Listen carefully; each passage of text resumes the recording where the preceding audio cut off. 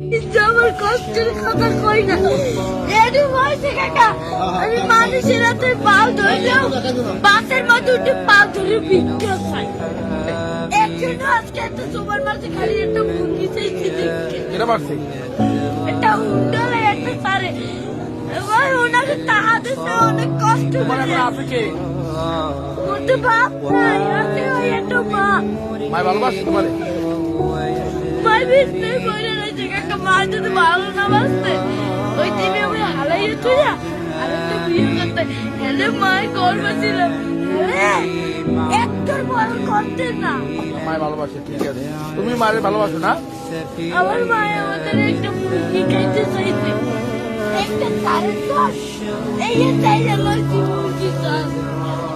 আমি তো কেন জানি কই না কষ্টের কথা